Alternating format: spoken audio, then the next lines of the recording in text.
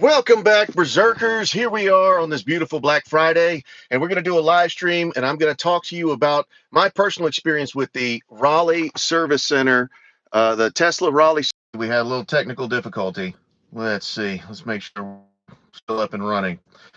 A live stream today here on Black Friday, and we're going to talk as well um, as some Tesla news. We're going to talk about the Cybertruck. We're going to talk about Cybertrucks that are being seen in showrooms, some stuff about Nikola, and yeah, so let's get right into it. So I'll talk about my personal repair experience with some stuff that happened in with my car and in my experience in just a little bit. Before I talk about the Tesla Cybertruck, Cybertruck has been attracting crowds at Tesla showrooms all over the place. Tesla Cybertruck is attracting crowds in showrooms across the United States ahead of the company's first delivery event for the all-electric pickup truck. Days before Cybertruck first deliveries event, people can see the post-apocalyptic pickup for themselves. This is all as reported in Teslarati right there. With that being the case, people have already been posting videos and pictures of the Tesla Cybertruck on X recently. Most posts are of Tesla showrooms in California. However, I just found out that the Charlotte, North Carolina Tesla showroom also has the Tesla Cybertruck out there. I think we're going to try to make a tomorrow, Saturday, to see it, but we'll see what happens with that. One thing that I noticed was that in addition to the videos of and photos of the truck itself, we've also seen people have posted pictures of informational displays up there.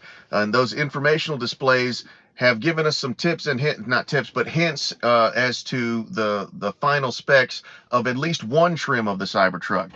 It said the towing capacity of 11,000 pounds and a payload capacity of 2,500 pounds, as well as my personal favorite thing that I saw was shatter-resistant glass. Now, the reason that sticks out to me is that you guys, my viewers, all know I've been all about the armor glass, especially after my windshield on my Model 3 got shattered by a rock the size of a golf ball. I've been all about the armor glass.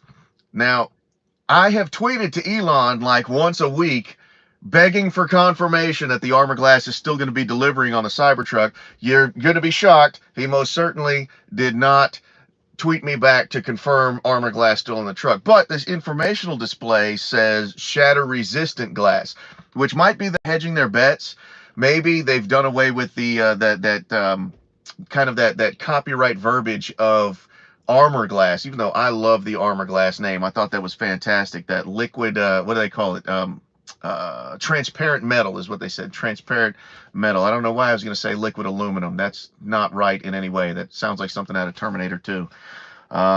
So Dr. J says hello from MHK. Hello, Dr. J. Thank you for being here with us. I truly appreciate it.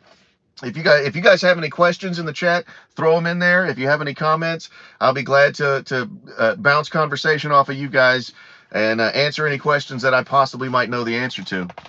But yeah, so the shatter resistant glass, I'm really interested in. I'm hoping that is what they're currently going to be calling armor glass until they actually unveil it and the armor glass comes back. One thing that bothered me a little bit is that the semi-truck has been delivering and they have not made reference to the armor glass with the semi-truck. Now, the semi-truck at that unveil event, they made a big deal about the armor glass, and obviously for semis, that's a huge cost if they get damage to the windshield. And they've been really quiet on armor glass for that. But this is the closest that we've come to getting some kind of confirmation that the glass will be tougher than regular glass on the Cybertruck. So shatter-resistant glass. Now, I think it may have been Taylosive AV. I tweeted or posted on X, however you want to say it, that the shatter-resistant glass thing. I tweeted about it, and I think it was Taylosive EV that replied to me. It may have been somebody else. I'll fact check myself on that. But they replied and said, technically, all windshields are shatter-resistant glass. And that is true. Like, the way that they make windshields is such that it's hoping not to shatter in on the driver. And so they're all technically shatter-resistant windshield-wise. But I'm still holding out hope that this shatter-resistant glass is going to be our armor glass that we've been begging for and hoping for 4 years now. Invitations have reportedly already begun going out for the delivery event that's coming November 30th, and I haven't received mine yet, but I still remain hopeful. Cross your fingers for me. We'll see what happens. I also entered in, just like everybody, I also entered into the drawing for the free Cybertruck, and so fingers crossed. Let's see what happens. All right, moving on to the next story. I should say today's live stream is brought to you by Extra Luxury Accessories, Extra Luxury Wallets. Check them out today on Black Friday. Their Black Friday sale, they have 55% off your next purchase when you use the coupon code BATTLE. So if you go to partner.extra.com/Tesla Barbarian, use coupon code BATTLE, BATTLE, and get 55% off your next purchase. Next story, Nikola. I don't know if you guys remember Nikola. Nikola Motors famously sued Tesla for quote unquote copying some little design features of their semi truck. Shockingly, they named their company Nikola Motors after Tesla had named themselves Tesla Motors. Who's copying whom? I have no idea. As reported in Teslarati, Nikola CFO resigns in truck maker's latest executive shakeup. On Friday, Nikola announced that CFO Anastasia Pastorik is resigning to pursue other opportunities following her succession of Kim Brady in March. Frankly, not much is notable about this latest chapter in the ongoing saga of the Nikola circling the drain story. The most notable tidbit in recent memory is the fact that Nikola recalled all 209 vehicles that it actually built due to a coolant leak that causes them to catch fire. What's the silver lining there? I mean, sure, Nikola's building and selling poorly made fire hazards on wheels, but at least they haven't made very many. They've only made 209 at the time that this story was written. In a tangentially relevant story, Nikola's disgraced former CEO, Trevor Milton, is set to be sentenced for multiple counts of fraud due to the alleged pump and dump scheme that he perpetrated during his time as CEO. That sentencing is scheduled to take place on my birthday.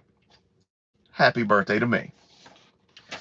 Next story up, Tesla might make you pay for heated seats and wipers. Let's get into that. Here we go with a feature about Tesla trying their best to steal defeat from the jaws of victory. Tesla might make customers pay for features like heated seats and heated wipers, according to a hacker that dissects the company's software looking for hints at what could be coming next. Teslarati reports, Green the Only is a well-known hacker who has uncovered a lot of upcoming features that eventually make their way to Tesla's cars. His latest discovery shows a few new developments, including the potential that front heated seats and heated wipers could be placed behind a paywall, charging a premium for what are usually regular features on luxury cars. Speaking as an owner, I really do think that the Tesla brand is a luxury brand.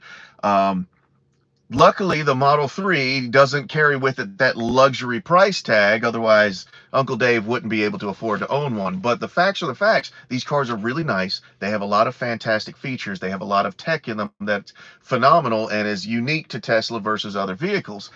If Tesla starts cherry picking one by one and picking off those features and making them a premium subscription feature, putting them behind a paywall, it really would be stealing defeat from the jaws of victory. Tesla is knocking it out of the park, and I don't think it's a good idea for them to put any of the features that you pay for when you buy the car behind a paywall. You don't want to have your heated seats on layaway. It doesn't make any sense. What's the matter? My butt's cold. Oh, I couldn't make the payment this month. That doesn't add up. I don't like it. So hopefully they see the light and they choose to go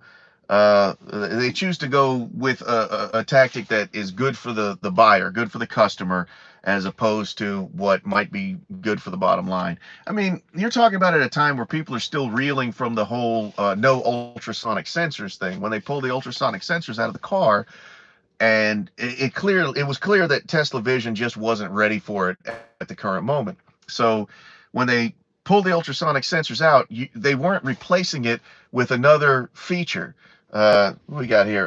John Stubbs, hello from the UK. Hello, John Stubbs. Thank you for being here. Thank you for being on the live stream. I've said over and over and over again that I've got viewers all over the world, and I love it when you guys drop in to the comment section or in the live stream chat and let me know where you're watching from. Because we've got people UK, Australia, We got people all over the United States, Canada, Brazil, all over the place. And so I'm really, really happy about that. And I always love it when people jump into the chat and let me know where they're watching from. Thank you for that. Thank you for being here, John Stubbs. John Stubbs says, your videos are awesome. Watch you all the time. Man, thank you very much. I really appreciate you being a viewer. We do our best to make the best videos that we can. Obviously, everybody loves the test drive videos that we do, and we do our best to do those. And they always turn out really funny. I love seeing people's reactions to them. I hope you guys like seeing it too. Anything else that you want to see, let me know. If there's any, I try to put tips and tricks for the car, things that you might not know about the car, things that users of the car might need in a pinch. It's funny, one of our most popular videos is I did a short on what to do when your screen freezes while you're driving.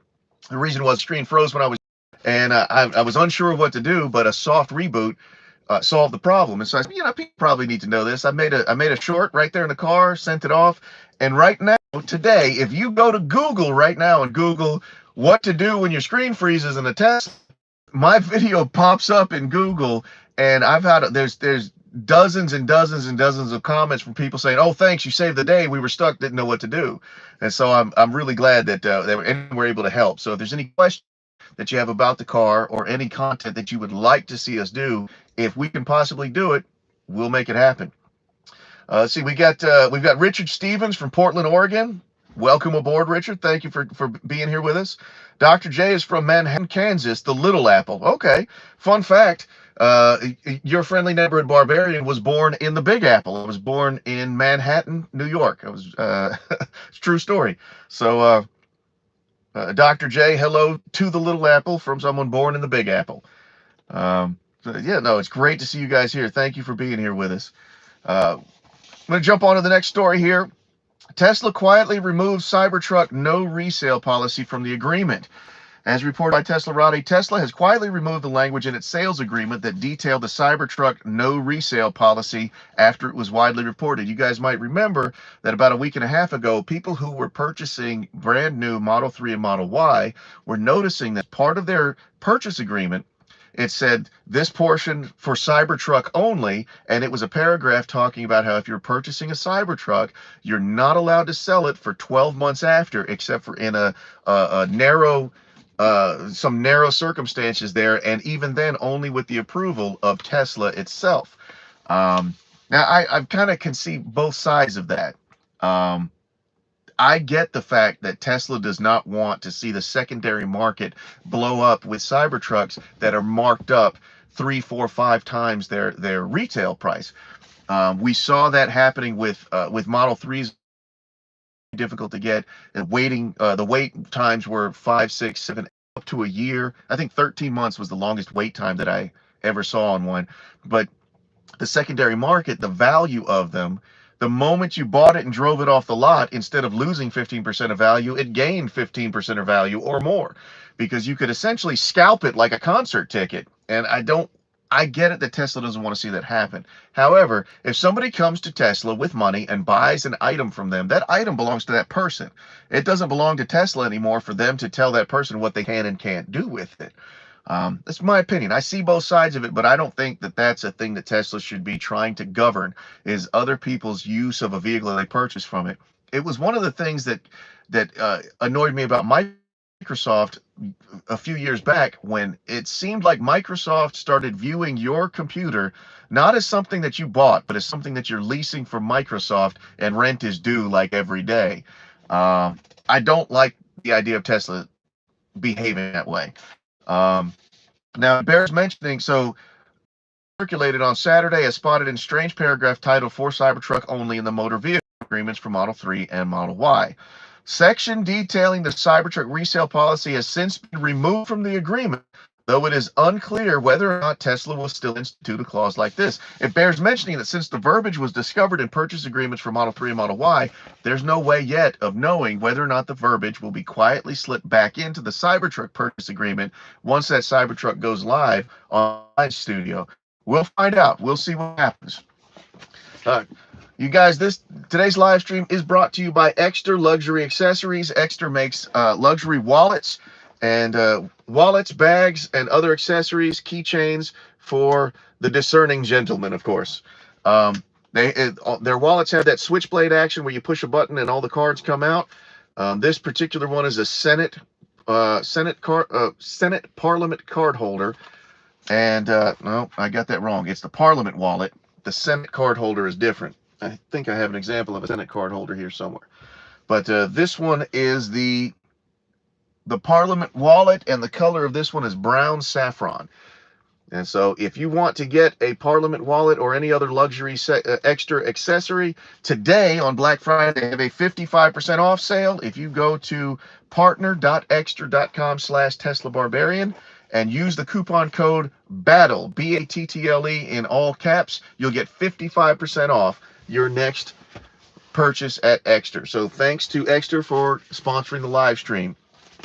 So I want to talk to you guys about my personal experience with Tesla service, because there's a lot of stuff flying around about how ever since Model 3 and Model Y launched, that the Tesla service centers have really gone down in their quality because they weren't really they weren't acclimated to servicing that huge number of vehicles. The fleet grew orders of magnitude from the Model S and X days versus when Model 3 and Y were out there. I mean, you got to think, they only sell 18 to 20,000 Model S and X put together every year. I'm sorry, every quarter. Meanwhile, they're churning out 1 million 3s and Ys every quarter. And so it stands to reason that when you only had 12,000 cars in the whole fleet versus when you've got several million cars in the fleet, more things are going to go wrong with them. So I was concerned. I went out to my car on a Saturday, and when I got into the car, I immediately saw an error message that said parking brake functions degraded. And then I went to put it in drive, and it wouldn't go in drive. I tried it again, went to put it in drive, and it said parking brake may not apply or release. And I was a little nervous, but I said, let me see what happens if I press the accelerator, because, I mean, at least if I can drive it to the service center. I pressed the accelerator, and it was obvious that the car tried to start moving, but the rear tires were completely locked in place. It didn't move an inch. And it immediately went back into park, and it started screaming at me, giving me the emergency beep, beep, beep, beep, beep, beep, beep, beep, beep. And again said parking brake functions degraded. Long story short on that one, I went into the app to try to see if I could make a service appointment, but nothing from the service appointment in the app actually really matched. Like that error message wasn't in there anywhere. There was nothing specific to the parking brake. So I actually called roadside assistance, because even when I looked in the roadside assistance in the app, there was nothing that matched. So I called roadside, and roadside was really, really good over the phone. They checked to make sure I was in a safe location. Was I safe? Is the car badly damaged? That kind of stuff. And basically what they did was they sent initially they told me they were going to have mobile service come and fix it. They went through several troubleshooting things with me first. Tried rebooting the car, soft reboot, didn't do anything. I had already tried that, but I still did it while I was on the phone with them. They showed me a couple of extra steps to do a hard reboot on the car. And then they pushed a service update to the car, and that took about 20 minutes for it to update fully. And once they did the service update, still no dice. It was still messed up, locked in place, couldn't go anywhere. So they said they were going to send mobile service out to me. Well, a little while later, I got contacted by mobile service, and they let me know that they're not going to be able to send mobile service out for this particular issue because my proximity to a service center. Where I live, I have a service center about an hour and a half away, and they said that I'm close enough that they're going to send a tow truck out to pick up the car and take it to the service center for me. I said, okay. Being without the car, it was going to be an issue for me, and so I asked if they were going to be able to provide a loaner. Over the phone and through the app, neither roadside assistance nor mobile service was able to let me know whether or not they'd be able to provide me a loaner, and so I was a little apprehensive about that. Before the tow truck came, I got on Google and I checked the reviews for that service center. It's the Raleigh, North Carolina Service Center.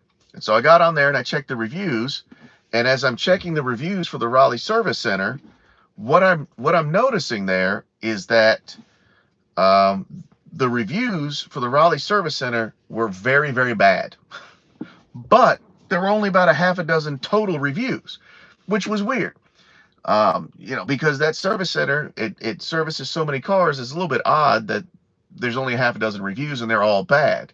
So I said, okay, well, there's nothing I can do. The tow truck's coming. They're taking it to Raleigh. Let's see what happens. The tow truck came.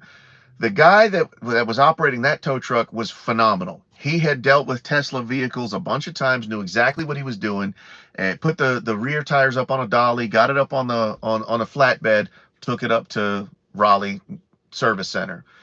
Within a couple of minutes of the car getting there, I got a notification through the app that it was there, and about a minute later, I got communication from a live person up there letting me know, hey, we're working on your car.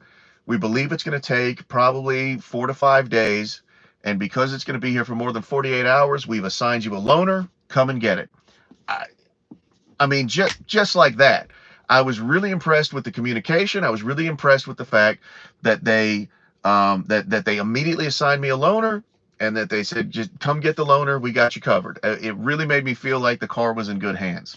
Hey, if you guys haven't done it, if you would hit the like button, it just takes 2 seconds, but it actually helps me out a whole bunch in the algorithm. I really appreciate it. If you're enjoying the live stream, if you're getting some value out of it, if you'll just hit the like button for me real quick, and I'm not going to pause. We're going to keep on going.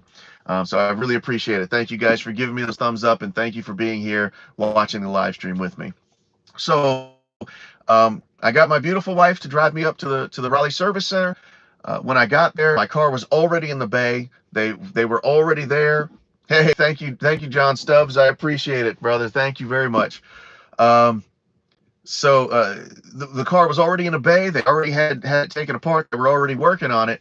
But at that moment, they were still not sure what was wrong. They said it was a rare thing. They'd not seen it before in that manner. When the parking brake seizes up, usually it's the motor, the actuator, that actually moves the parking brake itself. I'll fast forward to the end. In my particular case, it was actually the motor controllers that are up here, the brains that are running it, that are actually up here, where they had to remove part of the dash. If I remember correctly, they told me they had to remove part of the dashboard to access it, and they swapped it out. So I took the loaner. My car is a 2022 Model 3 long range. The loaner that they gave me was a Model 3 long range, but it was a 2019, if I remember correctly. And it had FSD beta on it. Whole other video I'm going to make about that. But let me tell you something. I'd never used FSD before, and it was choice. It was outstanding. I was really, really impressed. I was apprehensive at first, but to be sitting in the car and it's taking you down the highway and it's changing lanes, and it does the lane changes, I mean, precise and accurate and assertive. And I'm looking because I'm hoping, oh, does it know what it's doing? And it's perfect every single time. I had no issues with the FSD. It was fantastic. It's weird though. It's a little eerie. It's kind of spooky, especially it comes up to a red light and stops, and then inches forward a little bit, clears traffic, and makes a right turn on red. It's a little eerie, but I was very, very impressed with it. Very impressed. So I took the loaner, spent the week with it, and it was as if I had my own car. The coolest thing for me was I've got my profile saved to the cloud. So when I got in the car, it immediately synced to my phone. It knew it was me, and the steering wheel's moving, the seat's moving, the mirrors are moving. All my presets are in the screen already. It was astounding. It was like the car was alive and it knew who I was and recognized me. One thing that I didn't know and wasn't expecting is that when you get a loaner car from Tesla service, they actually add that car into your app. So you can control the car from your app like you normally control your own car. Your phone key is there. Everything is synced up. It was so seamless. It was amazing. So that was on a Monday. On Friday morning, I got a message from them. Your car's ready. Come pick it up. I drove the loaner back up to Raleigh. My car was parked somewhere in the parking lot. It was ready for me. I took some pictures of the loaner car because they send me a message saying, make sure you take pictures of the loaner car just in case. And I dropped it off, went back into Tesla service. I handed them the key, and that was it. They were done. My car is still under warranty, and so I paid precisely $0 for the entire service. Took my car, uh, and started to leave, and I realized that there's 3 screws in my cup holder, and I'm noticing that. I'm saying, okay, so we got 3 screws in a cup holder. You ever assemble a piece of furniture and you got parts left over and you're like, I've made an enormous mistake? I kind of had that feeling, but I didn't really know what those 3 screws were to or what. So a little while later, I go to open my glove box and my glove box didn't open. And I said, okay, I think we found the culprit here. So I sent a message through the app to the service center. I said, hey guys, my glove box isn't opening. Could that be related to the service you just did? And they were like, yes, don't worry about it. We'll send mobile service to fix it. Mobile service came out. He picks up those 3 screws. He starts milling around in the dashboard of the glove box. He said, yep, it's obvious. It's these 3 screws here. Somebody forgot to put them in. I'm sorry. Put them in there where they're supposed to go. Glove box works perfectly. I paid nothing for the mobile service. They came to me to fix that little mistake that they made. All in all, I was very, very, very impressed with the Tesla mobile service. Um, they even made a mistake, and they owned up to it, fixed it, and I didn't pay a dime for anything. The only thing that I will say is that this has truly impressed upon me that I'm going to be purchasing the extended warranty, either from Tesla or from a third party, most likely from Tesla, so it'll be seamless. Because if my car was out of warranty, I would have had to pay for the tow truck. I would have had to pay for the service. I doubt I would have had to pay for the fixing of their mistake, but it was the idea of paying for the service was never even brought up. It didn't even come up because the car was under warranty. Because it was under warranty, they took care of everything, and I was essentially treated like royalty. And so I'm definitely going to get the extended warranty from Tesla, and that way, if ever anything else goes wrong, I'll still have that same seamless experience. The one complaint that I saw on Google that was 100% accurate is that the Raleigh Service Center, when you go there, if you ever have to go to Raleigh, North Carolina Service Center, just accept in your heart of hearts that there's nowhere to park. They have so many, it is a sea of vehicles parked in the aisles, vehicles parked on the sidewalks, parked on the grass. If ever I win the lottery, I'm going to buy all surrounding properties and just mow them down and turn them into parking lots for the Raleigh Service Center, because they have way too many cars there for the space that they've got. It's like threading a needle trying to get in and out of that place. So just bear that in mind. John Stubbs says, this is why Tesla is the best car on the planet. I concur completely. Obviously, I'm a Tesla fan. I am definitely biased. I own a Tesla, and I just had a great experience with service, so I may be quite a bit biased, but I think that the Tesla driving experience is the best driving experience.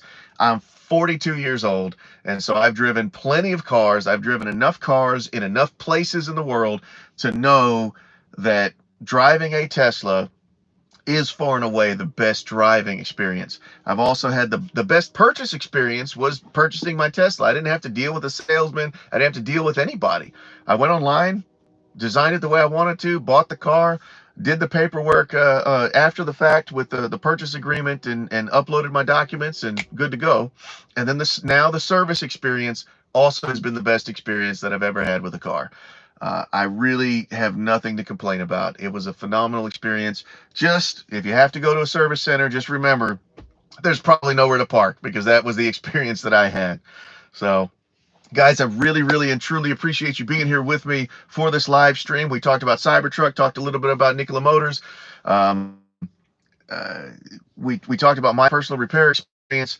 And I want you to know that I love having the channel. I love having the community that we have, and I have the best viewers on the planet. You berserkers make it worth doing every bit of this. So mount up, berserkers. We're headed to the next battle. If you need an extra luxury accessory wallet, make sure to use coupon code BATTLE, BATTLE, 5% off your next purchase. Oh, hold on. Gavin Walmersley says, my experience of Tesla mobile service here in Brisbane was always great. So there it is. All the way across to Australia, Tesla service is still giving a great experience. Australia, of course, the home stomping grounds of the electric Viking. He and I kind of had a laugh on Twitter one time because people often will confuse us. I've had people comment in my comment sections about how much they love Australia and asking me questions about Australia. I'm not the Electric Viking. I'm the Tesla Barbarian, and the Electric Viking is in Australia. I'm in the United States, and also Bearded Tesla Guy. I get confused for him a lot as well. So it's kind of a funny trio we make where we get confused for one another. But the Tesla community is a great community. The Tesla Barbarian Berserker community is a phenomenal community. I love all you guys, and we'll see you guys in the next battle.